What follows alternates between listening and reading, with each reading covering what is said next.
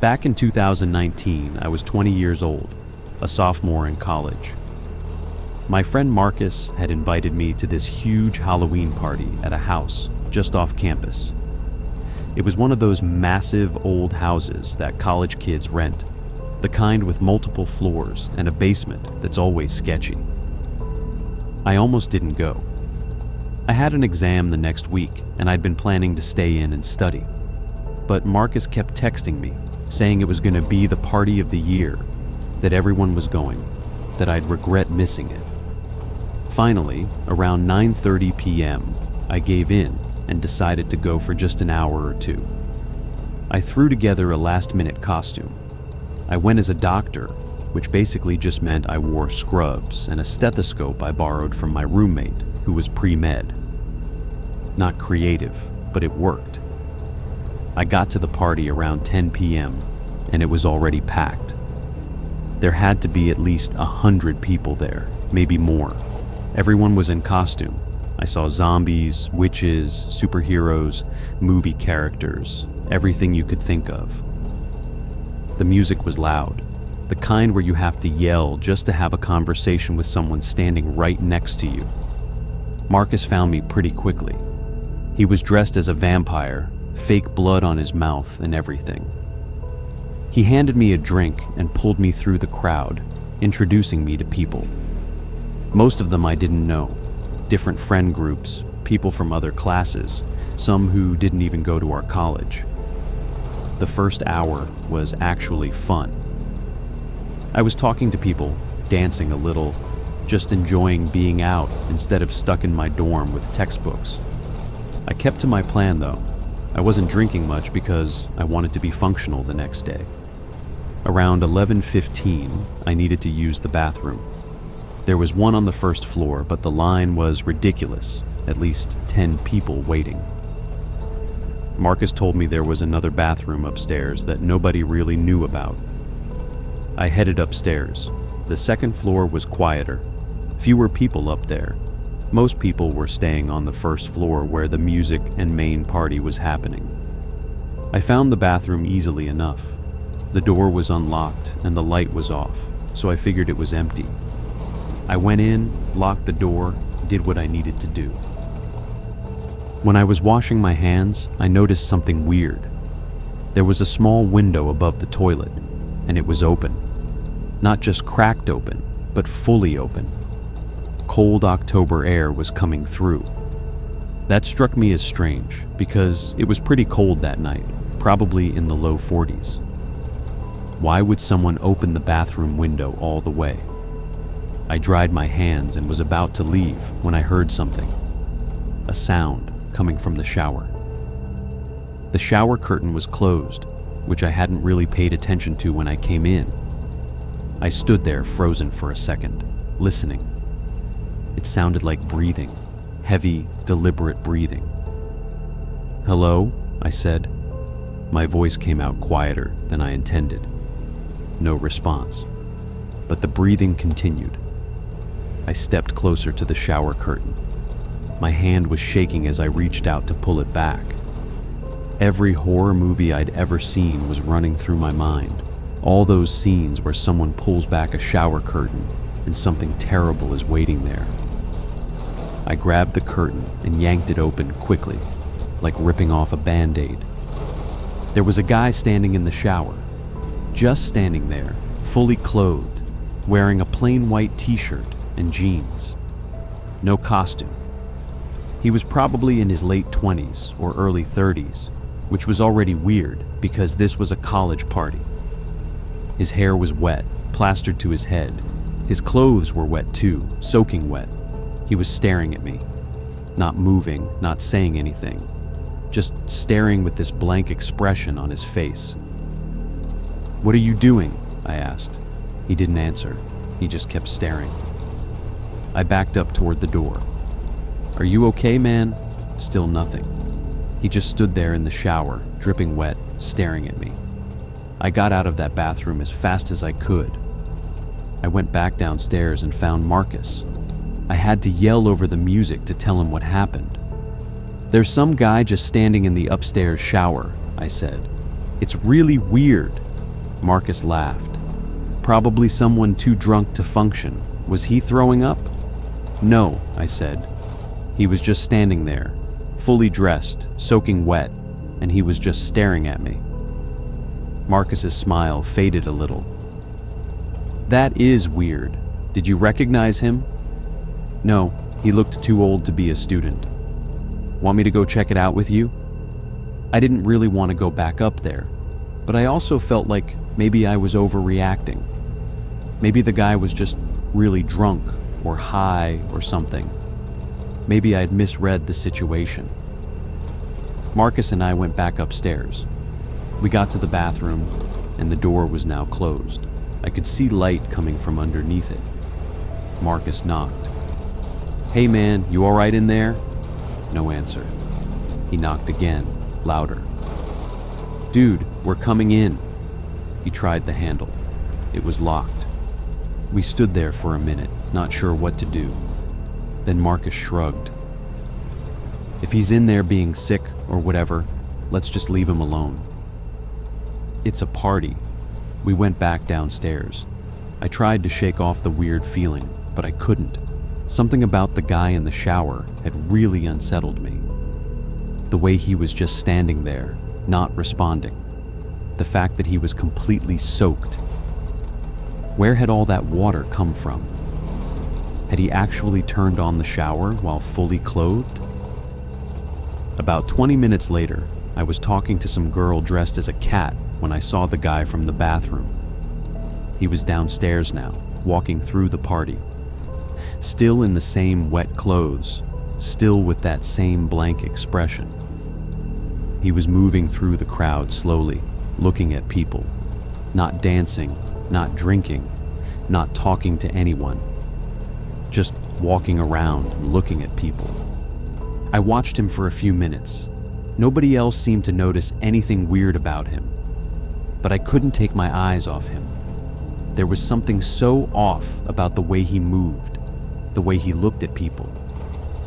Then he stopped. He was staring at someone across the room. I followed his gaze and saw he was looking at a girl dressed as Little Red Riding Hood. She was pretty drunk, laughing with her friends, completely oblivious that this guy was staring at her. I felt my stomach drop. Something was really wrong here. I went to find Marcus again. When I found him, I grabbed his arm. That guy from the bathroom is down here. He's acting really strange. Marcus looked around. Which guy? I turned to point him out, but I'd lost sight of him in the crowd. He was just here, white t-shirt, jeans, soaking wet. We looked around but couldn't spot him. The party was too crowded, too chaotic. Then I saw the girl in the Little Red Riding Hood costume heading toward the stairs. She was by herself now, separated from her friends. And behind her, keeping a distance but definitely following her, was the wet guy. There, I said, pointing. He's following that girl. Marcus saw it too. That's Sarah. She's in my psych class. We watched as Sarah went upstairs. The guy followed a few seconds later. That's not good, Marcus said. We should check on her. We pushed through the crowd and headed upstairs. The second floor hallway was empty now. We could hear music from downstairs, but up here it was muffled and distant. Sarah? Marcus called out. No answer. We checked the first bedroom. Empty. We checked the second bedroom. Also empty. Then we got to the bathroom. The door was closed again, and we could hear voices inside. A male voice and a female voice. Marcus knocked. Sarah, you okay? Yeah, I'm fine, her voice came back. She didn't sound fine. She sounded nervous. Who's in there with you? Marcus asked. Just some guy. We're just talking. Marcus and I looked at each other. He tried the handle. Locked. Sarah, can you open the door? I said. We're just talking, she repeated. There was definitely something off about her voice. Sarah, open the door right now or I'm breaking it down, Marcus said. There was a pause. Then we heard the lock click. The door opened a crack and Sarah's face appeared. Her makeup was smudged and she looked pale. "I'm fine, really," she said, but her eyes were saying something different. I pushed the door open wider. The wet guy was standing there in the bathroom. He still had that blank expression. He looked at us but didn't say anything. "We need you to leave," Marcus said to him. The guy didn't move. I said, "Leave. Now." The guy finally spoke. His voice was flat, emotionless. "I was just talking to her." "Yeah, well, the conversation's over. Get out." The guy stared at Marcus for a long moment. Then he walked past us, out of the bathroom, down the hall. We watched him descend the stairs back into the party. Sarah came out of the bathroom. She was shaking. "Thank you. I don't know what just happened. I came up here to use the bathroom, and he followed me in. He locked the door. He kept asking me weird questions." "What kind of questions?" I asked. "Like where I lived, if I lived alone, what my schedule was," and he kept standing really close to me. I told him I was fine, that I needed to go, but he wouldn't let me leave. He kept blocking the door. Marcus put his arm around her. "Let's get you back to your friends." We took Sarah back downstairs and found her friends. We explained what happened, and they said they'd make sure she got home safe. Then Marcus and I started looking for the wet guy. We needed to get him out of this party. We searched the first floor, but couldn't find him. We checked outside. Nothing. "Maybe he left," Marcus said, but I had a feeling he hadn't. I went back upstairs. I checked the bedrooms again, looked in closets. Nothing. Then I checked the bathroom one more time. The window above the toilet was open again, fully open, and the shower was running. Hot water, steam filling up the room, but nobody was there. I turned off the shower and looked out the window. It opened onto a small section of roof, maybe 4 feet wide. From there, someone could potentially climb down using a tree that grew close to the house. That's when I realized something. The guy's clothes had been soaking wet when I first saw him. He'd been wet before he was in the shower, which meant he'd probably come in through that window. He'd climbed up from outside, come through the bathroom window, and he'd been hiding in the shower waiting. Waiting for what? Waiting for someone to come in alone? I ran back downstairs and found Marcus. "We need to call the police." That guy broke into the house. He came in through the bathroom window. Marcus pulled out his phone, but before he could dial, we heard screaming from upstairs. We ran up there with several other people.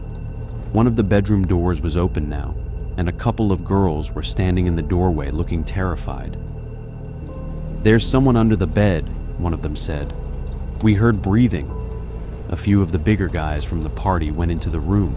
They knelt down and looked under the bed. The wet guy was under there, still in his soaked clothes, lying on his stomach, just staring out at them. They dragged him out.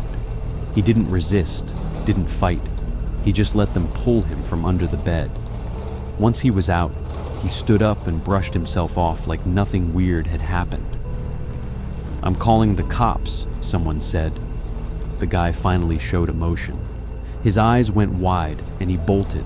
He shoved past everyone and ran down the stairs. We heard the front door slam. Someone did call the police. They showed up about 10 minutes later. We explained everything that happened. They took statements from Sarah, from me, from Marcus, from the girls who found him under the bed. The police said they'd patrol the area and look for him. They also said this wasn't the first report they'd gotten. Apparently, there had been other incidents near campus over the past few weeks.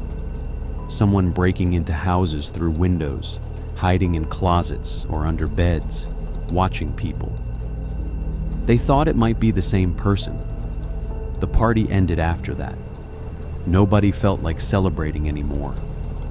We all just wanted to leave and get somewhere that felt safe. I later found out from Marcus that the police did eventually catch the guy. Not that night, but about a week later. They caught him trying to break into a sorority house through a second-floor window. He had a backpack with him that contained zip ties, duct tape, and a knife. He'd been doing this for months, apparently, targeting houses near campus, houses where he knew young women would be. He'd break in during parties when it was chaotic and easy to blend in. Or he'd break in during the day and hide until night, waiting for someone to come home. Sarah was lucky we checked on her. The police said, based on what they found in his backpack, he'd been planning to take someone that night. The scariest part is thinking about how long he might have been in that house before anyone noticed. He could have been hiding in that bathroom for hours before I walked in. He could have watched dozens of people come and go, waiting for the right moment, the right person. Halloween is supposed to be fun. It's supposed to be about costumes and candy and having a good time. But that night taught me that it's also the perfect cover for someone with bad intentions. When everyone's dressed up, when everyone's acting strange, when nobody's paying close attention, it's easy for a predator to hide in plain sight. I still see Sarah around campus sometimes. We don't really talk about what happened, but there's this unspoken understanding between us. We both know how close she came to becoming another statistic.